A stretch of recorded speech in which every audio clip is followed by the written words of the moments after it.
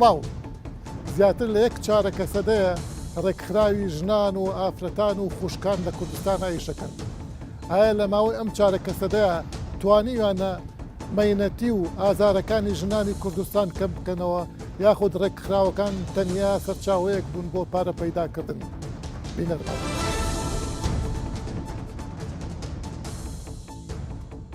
کێشەی ژن لەگەڵ سەردەمی مۆدێرنە و دەرکەوتنی کۆمەڵگەی پیشەسازی سەر هەڵدەدات لەو کاتەوە کە ژن ناچار دەبێت شانبەشانی پیاوکار بکات و پێویستی ژیانی ئابووری و بازار دەبێتە خاڵی وەرچەرخان لە ژیانی ئافرەتانی ڕۆژئاوا و هەر لەبێشەوە کێشەکانی تری وەک مافە کۆمەڵایەتی و سیاسیەکانی ژنان و یەکسانی لە موچەونەهێشتنی چەوسانەوە و ئازاردانی ژنان دەبێتە هۆکار بۆ دامەزراندنی دەیان ڕێکخراوی تایبەت.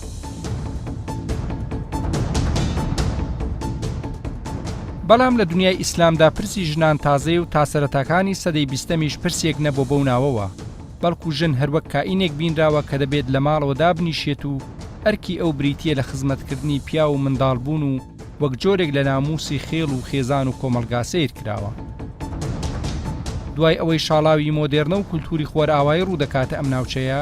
اینجا بە هێواشی و بە شێوەیەکی شەرمنانە باسی مافی ژنان دێتە ناو باس و لێکۆڵینەوەکان و ئەویش بە جۆرێک لە نێوان ویستی دەسەڵاتی حیزبی و کۆمەلگا و خواستی ئافرەتاندا لە هەڵبەز و دابەزدا دەبێت. دەپرسین ئایا ئەو ڕێکخراوانەی بەناوی ژنان و ئافرەتانەوە بە تایبەتی لە دوای ڕاپەڕینی 1991 لە کوردستان سەریان هەڵدا تا چ ڕادەیەک خزمەتیان بە دۆزی ژنان و ئافرەتان کردووە؟ ئایا ئەوان وەک داکۆکیکار لە مافی ژنان دەرکەوتون یا وەک چەند دەستگایەک کە سەر بە چەندین حزبی جیاوازن و ئەجندای حزبەکانیان جێبەجێ دەکەن؟ بۆچی بزوتنەوەی ژنان نەبووە بە بزاوتێکی کۆمەڵایەتی گشتگیر کە لە پێناو دۆزە سەرەکیەکەدا کار بکات؟ بزوتنەوەی ژنان لە جیهانە مێژوویەکی دوور و درێژی هەیە. من ناچمە سەرەوە. لە کوردستاندا سەردەمی بەعەسەر هەبوو، لە شۆڕشی کوردیشە مەرحومی مەلا مستەفا لە ئەوڵەوە یەکێتی ئافرەتانی کوردستانی دامەزران. ئەمە ئێستا ساڵی 2009. تۆ پێت وایە بەم هەموو ناوە و بەم هەموو پارە سەرفکردنە شتێک کراوە بۆ ژن لەم بینە یا تەنیا ناوێکە و شتێک نەبوو یانی لەواقعان ئەگەر ئێمە باز لە سەردەمی بڵێن باسی بزوتنەوەی ڕزگاری خوازی ژنان یان ڕێکخراوەکانی ژنان لە دەرەوە ناکەین، بەڵام من ئەگەر باسی ڕێکخراوەکانی ژنان بکەم لە کوردستان لە سەردەمی شۆڕشی ئەیلول و ئەمانە من پێم وایە ژنان ڕۆڵیان زۆر زۆر کاریگەرتر بوو لەو ڕۆڵەی کە ئەمڕۆ ئەو ژنانەی لە ناو حیزبەکان و یان لە ناو ڕێکخراوەکانی ژنان هەیەنە. بۆ نمونە لە سەرەتای دروستبوونی بڵێن حکوومەتی کوردستان زۆر ڕێکخرا و زۆر کەس هاتن بۆ ئەوەی کە بتوانن کار بۆ کێشەکانی ژنان لە ناو کۆمەڵگەی کوردی بکەن. بەڵام بێگومان ئەمانە هەمووی هەڵە بوو، چونکە تۆ دەبێت کار بۆ مرۆڤی کورد بکەیت بە ژن و بە پیاوە بۆ ئەوە بتوانی کە کێشەکان خۆی لە ناو کۆمەلگا لە بینی ژن و پیاوە. پێت هەر بزوتنەوەی ژنان خۆی هەڵەیە؟ من ناڵێم هەڵەیە، بەس ئەبێ ئێمە کار بۆ دروستکردنی مرۆڤ بکەین، کار بۆ پەروەردەکردنی مرۆڤ بکەین. دوای ئەو ڕێکخراوانەی کە هەبوون و ئێستاشەنە من پێم وانییە یعنی شتێکی ئەو تۆ بەرچاویان کردبێ کە بڵین بەڕاستی ئەمە ڕێکراوێکی ژنان توانی ئەمە و ئەوە بکە. ڕاستە لە پەرلەمانی کوردستان تۆزێک کارکرا لەسەرەوەی کە هەندێک لە یاسای باری کەسێتی بگۆڕێت، بەڵام نەخێر ئەمە پەرلەمانی کوردستان کردی هەندێک کەسی شتیا بەشدار بوون، بەڵام ئایا ئەمە کاری پێکرا ئایا ڕێگری کرد لە تامان من بەعزی شتە ئەبیستم يعني خلق إيران كقصي الآن بزوتنوي أو مقراني جنان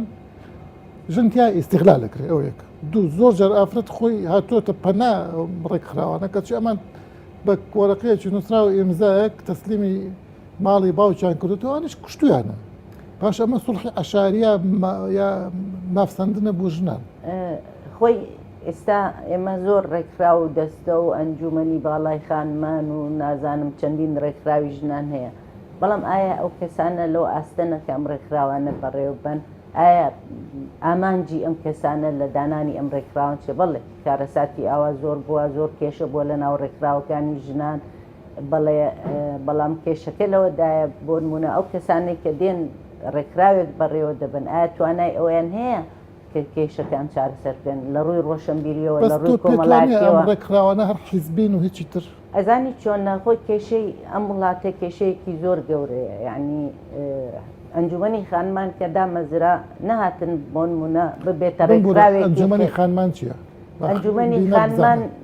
بریتە لە چێشتی مجێور کە هەموو ئەندامەکانی حیزبەکانی تایە و لەگەڵ ڕێزم بۆ هەندێکیان بەڵام لەو ژنانە پێکاتەوە کە نەیانتوانی هیچ لە ناو حیزبەکەی خۆیان بگۆڕن لە بەرژەوەندی ژن هاتن لەو ڕێکخراوە بوون بە بەڕێوەبەری گشتی بەڵام زۆر جار تااقەتیان نییە کە بەیاننامەیەکیش دەرکەن لە کاتێک کە کێشەیەکی کۆمەڵایەتی ئەبێ من یعنی لەو کاتەش وتم پێویستە کاری ژنان ببێتە کاری خۆبەخشی بۆ ئەوی بزانین ڕاستیدا چەند ژن پەرۆشی کێشەکانی ژنان کاری پارەپیاکردن ئێستا کاری پارەپیاکردنە بەبێ بە بەڕێوەبەری گشتی پارە وەرەگرێ سیارە وەرەگرێ نەسری مانگانەیان هەیە و من زۆر ڕێکخراو چوومە خۆشبەختانە من ئەندامی هیچ ڕێکخراوێک نەبوومە لە ژیانم بەڵام ئێستا دەبینی هەموو ئەوانەی لە بواری ژنانە کار دەکەن بە تایبەتی هەمویان دەوڵەمەند بوون یعنی تۆ ئەگەر لە دوورەوە سیرکەی ئەگەر کەسێک دەچوو بیتە ناو وردەکاریەکانی ژیانی ئەو کەسانە بەس هەست دەکەی بۆ ئەمانە ئەگەر هەندێک شتیان کردبێ بەڵام زۆرترین لە بەرژەوەندی خۆیان کاریان کردووە ئێمە لەنەوە یەکەوە لە کوردستانە ئەزمونێکمانەیە و حکمی خۆوانەکەین ژنانش لەو کاتەوە خەریکن بیرم بێ پێم بڵێن لە ناوەیەکەوە تا ئێستا ژنی کورد هیچ گۆڕانکاریی بەسراتەوە بە فەزڵی ڕێکخراوە ژنانیەکانیان نا بۆ نمونە لە کابینەی پێشوو کۆمەڵێک ژن چوونە لای ئەم و ئەو ڕێکراوەکان هیچ کاریگەریان نەبوو بۆ ئەوەی حکومەت تەنها دوو وەزیر سێ وەزیری ژن دابنێتن چوار وەزیری ژنیش دابنێ ئەوە چێ کە ژنەکانی تر لە ماڵەوە بکوژرێن و سەر ببڕن ئەزانی چۆنە کاک سۆران کاتێکە ئێمە وەکو باسی خۆمان بکەین ئەگەر بێت و باگراوندێکی ڕۆشنبیری مرۆڤ دۆستیمان نەبی ئەمە ناتوانین کار لە هیچ ڕێکراوێکی ژنان و پیاوان و مناڵان بکەین ئێمە هەمومان ئەبێ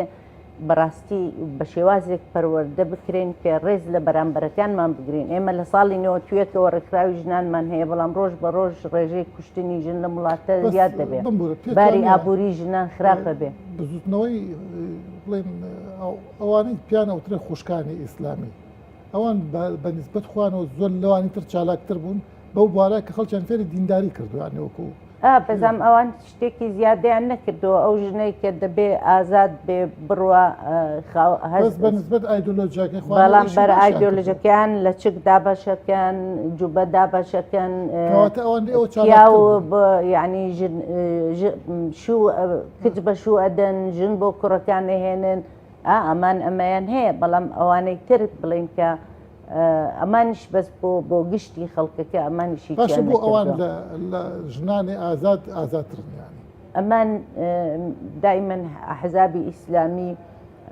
زۆر متەمەسیکن بەو بەرنامەی کە هەیە هەتا ژنەکانیش کە ئەزانن خودی خۆشیان ئەگەر لە ناو حیزبێکی سیاسی ئەوانیش پلەپایەکی سیاسی ئەوان نیە بەڵام لە ڕووی کۆمەڵایەتیەوە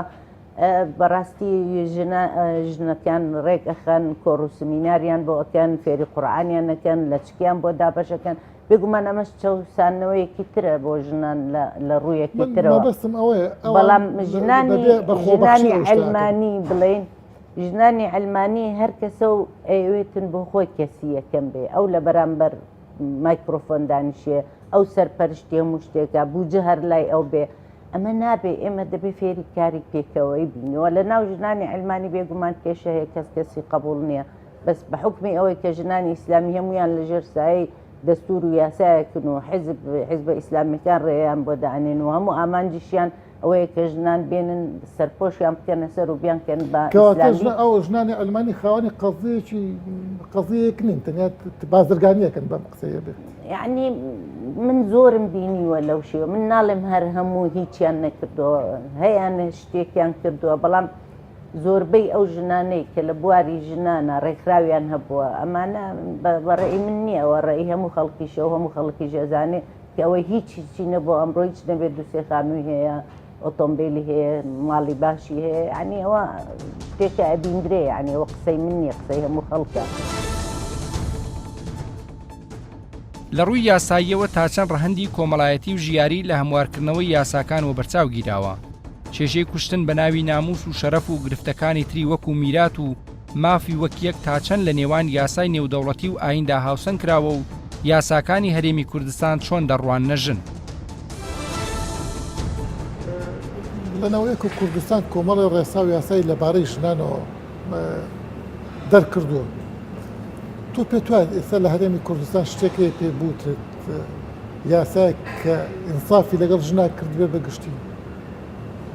وەک ماف؟ ئەوەی کە ئێستا دەبینین لە هەرێمی کوردستان خۆشبەختانە پێشکەوتنێکی بەرچاوی بەخۆی بینیوە، بە تایبەت دوای ئەوەی کە چەند مادەیەک لە قانونی عقوبات و قانونی ئەحوالی شخصی واتە یاسای باری کەسی گۆڕانکاری بەسەرداهات لە پەرلەمانی کوردستان گۆڕیان لە ساڵحی ئافرەت و منداڵ و خێزان. ئەو یاسایانە یاسای فرژنی کە سنووردار کرا مەرزدار کرا ڕێگا بە حاکم دەدرێت بە دادوەر دەدرێت کە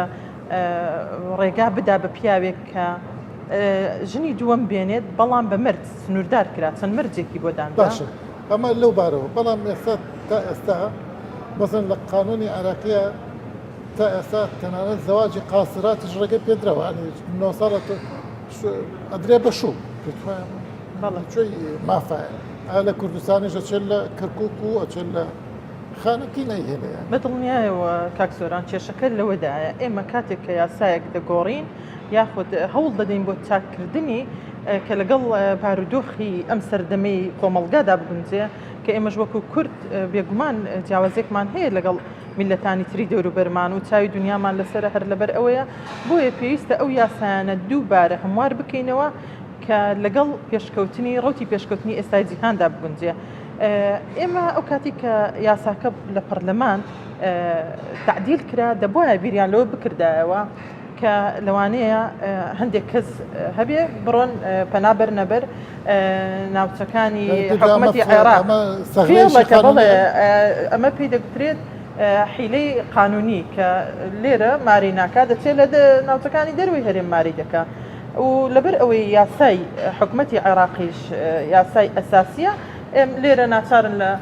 دادگاکان باشە تەطبیقی بکەن. ئەوڕخان تۆ پێت وان نییە ئەم قانونانە کە بڵێن هەر یاسایەک دەرەچێت ئەبێت لەگەڵ ڕادەی هۆشیاری ئاسی هۆشیاری کۆمەلگا هاوتا بێ بەلانی کەمەوە پێتوانێت کۆمەلگەی ئێمە بە تایبەتی کۆمەلگا عەشایرێکە زۆر ئەوانەی قبول نییە بۆیە حیلە قانونیەکە خۆی ئەدزێتەوە یا تهدید لە ژنی یەکەمێکە بێ تەلاقی ئەگەر نەچێت ڕازی بێ بە ژنی دووەم ئەوانە هەمووی خۆ هەن بێگومان وایە بڵێ بۆیە ئێمە پێویستیمان بەوەیە کە هەمومان بەتابەتیش کە ژن ئابوورێکی ئازادی نییە پێویستە ئێمە هەموو لایەک دەست لە ناو دەست چ ڕێکخراوەکانی کۆمەڵگەی مەدەنی و ڕێکخراوەکانی ئافرەتان ڕێکخراوەکانی مافی مرۆڤ و دادگاکان هەماهەنگ لەگەڵ یەکتری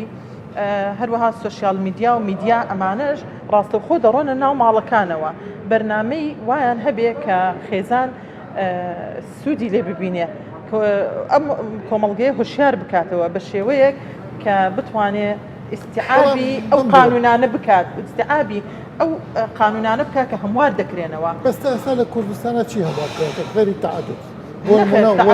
وەسێت هەرۆکو خۆیەتی بەڵێ نەخێر تعدودە هەروەها لە یاسای میرات هەروەها قانونی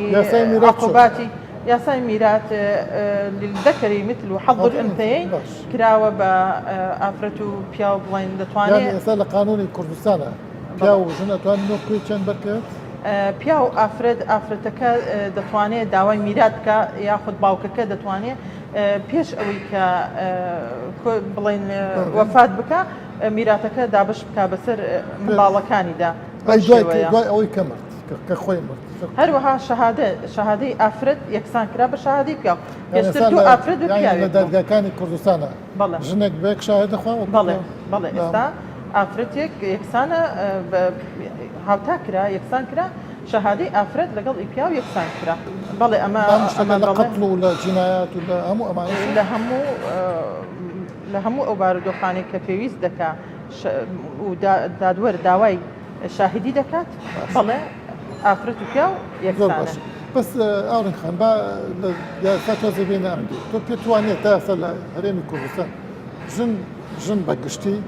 ئابوووریەکی ئازادی نییە تا بتوانێت خۆی ئازاد بێت کە ئابووری ئازادیشی نەبێت بەچی ئازاد دەبێت یانێ کابرا هەڕەشەی لێکە ئەی کاتە دەرەوە بێت لە سەرجادەیە پێچی بکەوێژن مەجبورە لەگەڵ پیاوەکە هەموو زەلیلی ئێمە لەبەرەوەی مجتەماعێکین تازە بەرەو کرانەوە دەڕۆین مجتەماعی کوردی لە مەرحەلەی ئینتقالیدایە لە مەرحەلەیەکەوە دەچێتە مەرحەلەیەکتر هەوڵ دەدا بەرەو پێش بچێ بەڵام ئایا ئێمە وەکو بڵێن حکومەتی هەرێم پێویستە بەڕای من بە زووترین کات فریای ئەو ئافرەتانە بکەوێت کە هیچ بژێوێکیان نییە کە زۆر لە مەئەساددا دەژین کە نازان منداڵەکانیان چۆن بەخێو بکەن جیاش بنەوە بە هەمان شێوە نازان منداڵەکانیان چۆن بەخێو بکەن. یاسایەکەی کە جێی مشتومڕە نازانم لە هەرێمی کوردستانە ئەم یاسایە چۆنە ئەویش مەسەلەی غەسل العارە مەسەن کەسێک لەسەر مەسەلەی ناموس خوشتی خۆی کوژێ کچی خۆی کوژێ ژنی خۆی کوژێ حکم نادرێ حکمێکی مخەفەف ئەدرێ لە کاتێکە ئەو کوشتن لە کاتی طبیعیە حکمی ئەعدامە بەلانیکەمە حکمی مؤبەدە. نا خۆشبەختانە ئێستا ئەوش گۆڕانکاری بەسەردا هاتووە هەموار کرایەوە ئەو یاسایە هەر کەسێک بێت و بە پاساوی شەرەف ئافرەتێک بکوژێت هەمان حسابی ئەو قاتلی بۆ دەکرێت ئەو بکوژەی بۆ دەکرێت کە بە قەست و بە قەتلی عەمد بە هەمان شێوە معاملەی لەگەڵ دەکرێت. مەسەلەیش ترکە گرنگە بەلامەوە مەسەلەی لێدانی ژنە هەڵزام لە یاسای عێراقیە ئیباحە کراوە یا ڕێگە دراوە کە پیا و لە ژنەکەی با بۆ تەئدیبکردن ئەمەشیان لە شەرعەوە هێناوە فەضریبوون لە یاسای کوردستانە ئەمە چی لێ کراوە؟ خۆشبەختانە ئەم لە یاسای کوردستان ئێستا ڕاگیراوە کاری پێ ناکرێت لە دوای 2008ەوە مادەی 41 قانونی عقوباتی عێراقیە ئەمە هەرچەندە لە ئەنجومەنی باڵای خانمان ئێستا ڕژنووسێکیان هەیە کە پێم وا بێ داوای ئەوە دەکەن کە ئەمە بگوازرێتەوە هەر منی ژوان پێ باشترە ئەم مادەیە بگوازرێتەوە بۆ یاسای بەرەنگاربوونەوەی تومتیژی خێزانی. تۆ پێ وایە یاسای کوردستان یاسایکی پێشکەوتوو گونجاوە لەگەڵ واقع ئێستا کۆمەڵگەی کوردەوانێ؟ تا ڕادەیەک جێگای دڵخۆشێک کە زۆر گۆڕانکاری تێدا کرا حکوومەتی هەرێمی کوردستان هەوڵی داوە و بەڕاستیش هەموو دەعمێکی ڕێکخراوەکان دەکاتدەبینین کە دەیەوێت ئەو مادانە بگونجێنێ لەگەڵ ڕوتی پێشکەوتنی ئێستا سەردەمی ئێستا و لەگەڵ مافی مرۆڤش بەڕاستی چونکە عێراقیش بڵێن تەوقیع و مصادقەی لەسەر هەندێک ئیتفاقی کرد بۆن ئیتفاقی سیداو کە ئەمە هەندێک مادە هەیە بۆن منە مادەی چلوێک لەگەڵ ئیتفاقی سیدا و ناگونجێت کە باسی مافەکانی مرۆڤ دەکاوت. ئایا ڕێکخراوەکانی خوشکانی ئیسلامی تا چەند دەوریان هەبوو لە هۆشیارکردنەوەی ئەم توێژە؟ ئایا ئەوانیش تەنیا پاشوەی حیزبە ئیسلامیەکان بوون بۆ پیادەکردنی ئەجندای حیزبی یان هەوڵیان داوە لە گۆشەنیگایەکی ترەوە ڕێگەچارە بخەنە ڕوو؟ ئایا ئەوان داکۆکی لە مافە کۆمەڵایەتی و سیاسی و ئازادی ئافرەتان دەکەن یان هەوڵ دەدەن کێشەی ژنان بە ئاینی بکەن؟ ڕێکخراوی خوشکان یا ڕێکخراوەکانی خوشکان مەبەستم ئەو ڕێکخراوانەیە کە بە ناوی ئیسلامیەوە کارەکەن لەژێر ئەو ناوای بەترێک گرتووی خوشکانمان هەیە ڕێکخراوی خوشکانمان هەیە ئەوانەی کە بەڕێزت خۆت دەیزانی تۆ پێت وایە ئەمانە داکۆچی لە مافی ژنانەکەن یاخود چیان کردو بۆ ژن وەک ڕەگەز با بڵێ خۆی دروستبوونی هەر ڕێکخراوێک بە تایبەتی ئەمەگەر کۆمەڵی ڕێکخراو جیاکەینەوەم ڕێکخراوە ژنانی و ئافرەتانی و خوشکانیانی کە ئێستا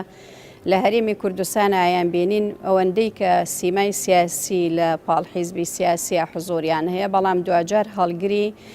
قەزیەیەک بە تایبەتی کە تۆ بانگراوندی ئیسلامیت هەیە زۆرێک لە نەهامەتیەکان کە لە هەندێک لە مەراحیلی مێژوویە هاتووە بەسەر ئافرەتە بە ناوی دینەوە بە ناوی ئیسلامەوە ئەو زۆر مستەمانی لێکراوە. پرسیارەکەوا لێ بکەم بەڕێزت فەرمووت یەکگرتووی خوشکانی ئیسلامی کوردستان باشە ئێمە دیقەتین لێرە تەنانەت نەک ئایدۆلۆجیاکە تەنانەت ناوەکەشت وەک ناوی حزبێکە ئیتر چۆن ئەڵێ من ڕێکخراوێکی خوشکانم مەسەڵەن وەستاوەتە سەر قودرەی ئەو ڕێکخراوە چەندێک دەتوانێت فول سیاسی ئەو کۆش سیاسی حیزبەکەی بیرەکاتەوە ئەگەر هەردووکی تەکاملی بێ ڕۆڵی یەک تەواوکاری ببینن شتێکی ئاساییە یعنی لە لای من بەمەرجێ ئەم ڕێکخراوە کامل تەمسیلکەرێکی حیزبی نەبێ سیاسی نەبێ ینی بەس تۆ پێتوانی هەروە بوون هەموو نەک بەس خوشکان ئەمە ئافرەتانە ئەوە ژنانە ئەوە خوشک هەموو ئەوەکو ئاماژەم پێکرە مەسەلە ڕێژەیە یعنی تۆ ناتوانانی هەمووی وەکو یەک سیرکە ئێستا من ئەگەر باسی هەندێک چاکسازی و ئیسلاحات بکەم وەکو ڕێکخراوێکی ئیسلامی کە لەم هەرێمی کوردستانە کردومانە لە کاتی ڕاپەڕینە ئەگەر کللتور بە شێوازێکی گشتی لە لای قورس بوو بێژن لە ناوەندی سیاسی ڕۆشنبیری و زانستیا لە هەندێ مەجاالات دەرکەوێ لە ناوەندە ئیسلامیەکە قورستر بوو مەسەلەکە چونکە زیاتر لەگەڵ کللتوریش و لەگەڵ هەندێک بۆچوونی ئیسلامیشە تۆخیان کردبوویەوە ئێمە وەکو ڕێکخراوێ خۆمان ڕاگەیان بەڕاستی لەبەر دوو لەمپەری گەورە بووین یەکێک نەریتە گشتێکە بوو کە هەمووانی ئەگرتەوەیکێکی تریان تێڕوانینە ئیسلامیەکە بوو کە کۆمەڵی تێڕوانینی ئیسلامی هەبوو خوشکان لە هەموو شوێنێک هەر هەبوو خۆشتی تازە نییە پێتوانە چۆن ینی لە وڵاتانی ترا لە میسرا لە سووریایە لە حركات نسوي هربوا بالفعل يعني إسلامي ما بس هر حضور يعني بو هر سردمه بيجا بس من باسم لهريمي كردستان تيروانين ومعامله كردنكيه لناو هريمي كردستان حضوري ريخراوي كي اسلامي بديدگاي كي اسلاميان مجال كاتو بديدگاي كي كراوه مجال بابجن بيت ناوند جور بجوره كان بقشتي ريخراوي خوشكان اسلامي شي تان كردو بوجن وك رقص نك بو حزب يا بو فكري ايديولوجي اسلامي باڵێ ئێمە وەکو مافی ژن یەکەم جار گەڕانەوەی ژن بۆ ناوەندە جۆر بە جۆرەکانی خۆی پێدانەوەی حقوقە گشتیەکانی بووە لە چوارچەیەکی تەسکی حقوقی هێناومانەتە دەرەوە یعنی ئەو تێڕوانینەی کە بۆ ژن هەبوو لە ناوەندی تەنها خێزانە و پەروەردەکردنی مناڵ و هەندێک چەمەک ژنان و ئافرەتان ئەو ئیشان کردو پێش ئەو کردوویەتی بە ڕەهەندە بانگراوندیەکەی خۆی کێشەیەکی ئەو تۆ لە بەردەمیان نەبووە بەس نۆک و ئیسلامیەک دنیایەک بۆ چوونی هەڵە بووە ڕاستم کردوێتەوە ئافرەتم هێناوەتە ناوەندی زانکۆ ئێستا دکتۆرای ئافرەتم هێناوەتە ناوەندی خوێندنی باڵا ئاخر بە باڵاپۆشێکی تەواو بە سیمایەکی ئیسلامی بوونیەوە ڕێگر بوون و حزوری خۆشی فەردی بووە نەبووەتە ڕۆحێکی جەماعی گشتی یعنی نەبووەتە مەشروع لەسەر ئەساسی تاک حزوری بووە بەڵام وەختێکە ئێمە بەشداریمان کرد وەکو مەشروع و پرۆژە چوێ ناو مەسئلەکەوە ئەمە لەم دیوایە با بڵێن حجاب لە هەشتاکانە لە سلێمانیە تقریبا معدوم بوو تقریبا دوای حجاب بڵێن ئەبێتە ظاهرە یاعتیادێ لەناو ئەو ظاهرەیە خەڵکانیش ببنە دکتۆرە ببنە مامۆسا ببنە مهندسە ئەو ئازایەتی تۆ نییە ئەمە بەشێکی ئەتوانین بڵێن بەڵێ پلان ڕێژی ئێمەی تیا بووە باڵاپۆشیەکێک بوو لە شتێمە لە سەردەمی ڕژێمە بە جۆرێک چەوسێنراینەوە لە سەردەمی دەسەڵاتی کوردیشە بە جۆرێکی تر چەوسێنراینەوە باڵاپۆشی مافە باڵاپۆشی بەڵێ چۆن کە ئازادی ئینسان ئازادە باڵاپۆش هەبێ یان باشە بەس ئەو مافنیە یان ئەو واجبێکی دینیە و بەجێهێنێ بە مافێک سەیری ئەەکەین بەرامبەر بە سوڵتە و دەسەڵات مافێکی خۆمان ممارەسەکەم آخر چۆن ڕێگەم لێ نەگیراوە دەیان جار بۆ دەیان شوێن سەرپۆش بەسەر باڵاپۆش مەمنوع بووە هەر بە قەراری خۆیان قەتعیان کردو کە تۆ نابێ بچیتەوە ناوەندانە بۆ نمونە ئێمە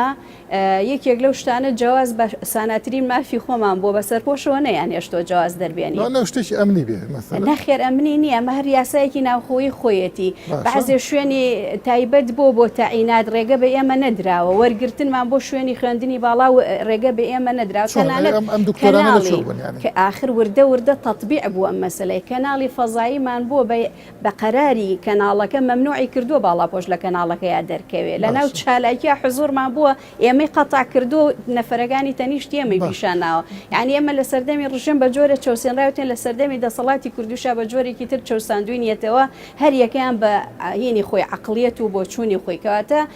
باڵاپۆشێکە وەختی یەتە دەرەوە داوای حقوقی ژنەکە یەکێک لەو مافانی کە داوامان کردو باڵاپۆش مافی هەبێ ممارەسەی هەموو ناوەندە جۆر بە جۆرەکانی خۆی بکە مامەسەبا منم پرسیارە بەشەوەی تر بکەم ئێوە داوای مافی ژنانتان کردو یان مافی دینی بۆ ژن بۆ نمونە با بڵێن ژن لە مەسەلەی تعدودە ئێوە وتوتانە تعدود با نەبێ یا دیفاعتان لە تعدود کردو لە پەرلەمان ئێمە لە کۆی گشتی مافی ئینسانی بوونی ژنمان داوا کردووە ئەمانەوێ ئافرەت باڵاپۆش بێ یەکێک لە مافەکانیش باڵاپۆشی مافی خۆیەتی چۆن تەڵەبەکەم چۆن باڵاپۆشی حقوقی پارێزراو بێ ئافرەتێکی تریش بەبێ باڵاپۆشی ئەو حقوقانی پارێزراو بێ ئێمە باسی مافە ئینسانیەکانی ڕەگەزی ژنەکەین کە لەبەر ژن بوونی ڕەگەزی مێینەبوونی دا نەبڕێ لە ناوەندی جۆر بە جۆر لە هەموو خوشکانە من ئێستا دیقەتەیەم یەک لە چ کشل نابینم ناڵم سفوریانی پێتوانێ ئەمە بڵین پۆلێنکردنی ژنانە لەسەر ئەساسی ئەیدۆلۆجی پێم وانە ئێمە کە وەختێ زۆر هینمان نەکرد بێ بانگەشەمان نەکرد بێ دەرگاشمان دانەخستووە بەڕووی ئەوەی کە ئافرەتێکی غێرە باڵاپۆش لەگەڵمانە ئیش بکە یەکێک لە دیارترین مڕەشەحەکان بۆ سەرۆکی پەرلەمان ڕێواسفەیەقەکە محەجەبێ لە حیزبێکی ئەڵمانی شایە بەڵام لە ناو ئیسلامیەکان شتی چۆن نابینین ئێمە یعنی کەسێک تەرشێحکە بۆ ئەو ناوەندانە ینی غیر محەجەبە بێت وەکەوان ئەو محەجەبەیەکە تۆ بۆ نایە غێرت محەجەبە نایە ڕاستە نەبووەتە نەریتێکی وا بەڵام تۆ ژۆرە سێری ئەوام کە بزانە بە پەنجەی دەزن ئەو داماوە دەیان جار پەراوێزخراوە لەبەر سەرپۆشەکەی هەر بە تەسریحاتی خۆی نەگهی من تۆمەتەکە ئەیتە پاڵ خەڵک بۆ نایتە پاڵ خۆت بۆ نەقدی ذاتی خۆت وەک سەبریخان ناڵم وەک خوشکان وەک ئەحزابی ئیسلامی بۆ نەقدی ذاتی خۆت ناکەی کە بۆ من نەمتوانیوە ئەوە بکەم ئەکرێ ڕاستە ئێمەش لە ئاستی پێویستە نەمانتوانی بێ زیاتر بکرێنەوە زیاتر هەنگاومان نەنابێت تەطبیعمان نەکرد بێ بەڵام وەکو جارێکی کە ئاماژەی پێکەم ئەوان دەرگایان زۆر بەڕووی ئێمە داخستووە کێشەی ژنان بەشێکی دانەبراوە لە کێشەکانی کۆمەلگا و بەو ڕادەیی کێشەی ژن بەرەو چارەسەر بچێت بە هەمان ئەندازەش کۆمەلگایەکی تەندروست و ساغڵەم دروست دەبێت.